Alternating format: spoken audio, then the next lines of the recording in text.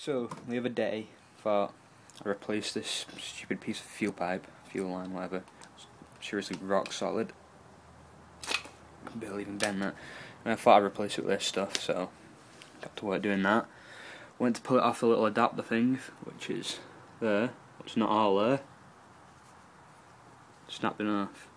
That's the other half of it. Should be on there. Let's put that on. Oh.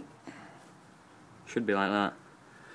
So now I've got to take that off there. That's not difficult to do, and try and somehow repair that. Alright, so now you can see what more clearly what's over this. That's a pain. I've sanded down the edges anyway, so a bit more, well, smoothly well, but still a bit rough, so it should glue together a bit more easily. Better even. I was sort of worried anyway that when I glued it back together it would just snap again, and all the fuel would pour out over the engine and set me on fire. So what I've done, cut down a bit of injector line. Hopefully this bit here, just about the right size to go in there.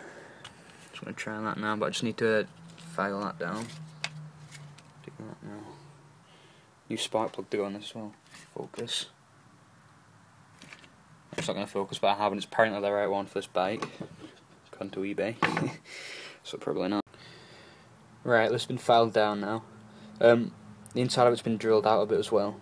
It's wider than normal injection lines. So hopefully it's not going to slow down the fuel flow too much. You should be able to see this, should. Hopefully. It's a bit hard with one hand. Alright, there you go. That fits just nicely in there. Doesn't poke too through much, so the fuel should be able to get through there, hopefully. You can see from the shape of this why it's not easily just to make another one, because fuel comes in there and sort of spreads around, bulk goes through the middle obviously, but there's a fuel filter on the actual carb then, so I was filing this so much, hopefully it won't block that filter with loads of shards of metal. Anyway, I'm going to push this piece onto there and try and glue it now, hopefully that won't break.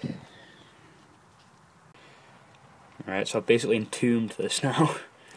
Yeah, it was a two-part glue, don't get my fingers. Two-part glue, so it might be quite good.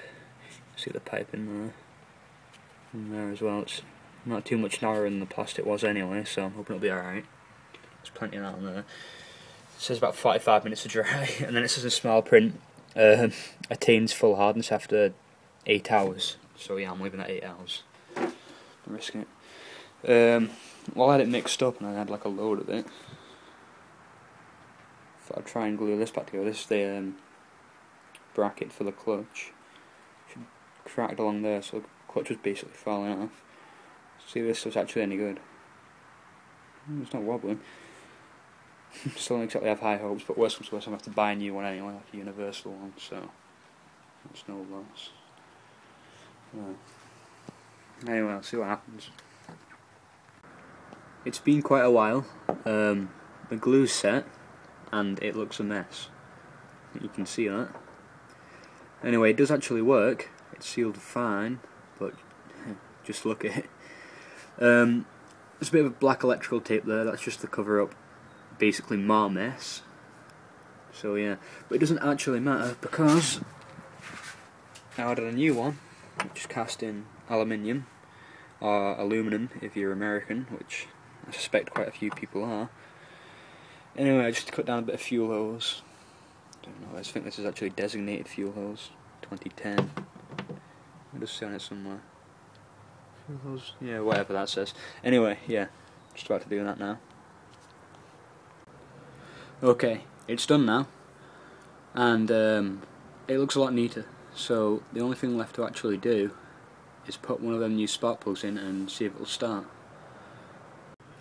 One more thing, at the beginning of this video, I think I called that a little adapter thing. Not very technical, I know. Anyway, that's actually called a fuel banjo in case you're interested.